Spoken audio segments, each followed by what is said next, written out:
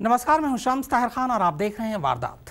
अंतर्ध्यान या फिर विज्ञान, कौन सच है? ये सवाल इसलिए क्योंकि इन्हीं दोनों के बीच जालंधर के आशुतोष जी महाराज की जिंदगी और मौत की पहेली पिछले एक हफ्ते से उलझी हुई है। डॉक्टर कह रहे हैं कि मेडिकल साइंस के हिसाब से महाराज की मौत हो चुकी है।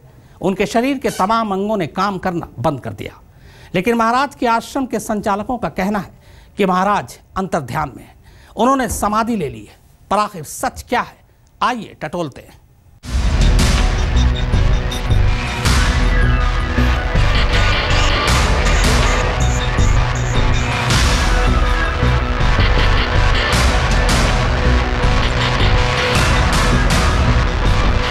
क्लिनिकली डेड और समाधि के बीच फंसकर रह गया है नूर महल जालंधर के आशुतोष जी महाराज का सच। कौन सच्चा और कौन झूठ बोल रहा है, ये समझ पाना मुश्किल हो रहा है। विज्ञान कहता है कि क्लिनिकली डेड का मतलब तकरीबन मौत, लेकिन आध्यात्म विज्ञान की बात मानने को तैयार नहीं है। आशुतोष जी महाराज के अनुयायी कह रहे हैं कि वो समाधि में लीन हो गए हैं और समाधि में लीन होने वाला योगी अपनी शक्तियों के जरिए दिल, धड़कनों और नब्ज पर काबू कर सकता है। डॉक्टर इस बात को मानने को तैयार नहीं है कि आशुतोष महाराज जिंदा हैं और भक्त ये मानने को तैयार नहीं कि उनके महाराज अब उन्हें कभी दर्शन नहीं देंगे।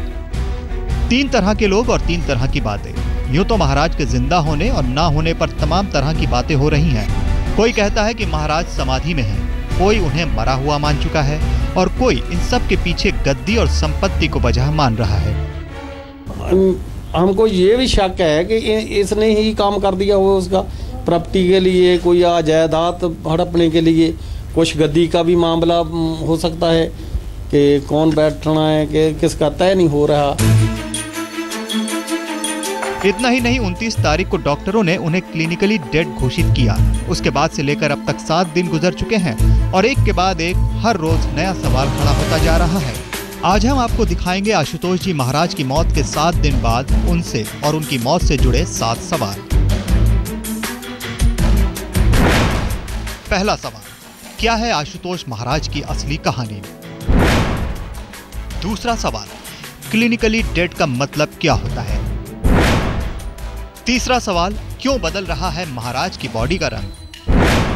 चौथा सवाल, क्या कोई क्लिनिकली डेड होकर भी समाधि में जा सकता है?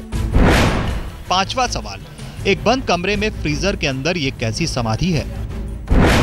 छठा सवाल, आशुतोष महाराज का ड्राइवर क्यों कर रहा है समाधि के बाद से इनकार?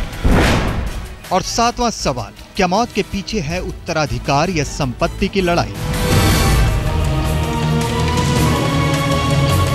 ये 7 सवाल आशुतोष महाराज की मौत के बाद से ही उठने लगे हैं और इन सवालों का ठीक ठीक जवाब उनके संस्थान से या उनके अनुयायियों से मिल नहीं पा रहा है और इसी वजह से दिन ब दिन आशुतोष जी महाराज की मौत का राज गहराता जा रहा है।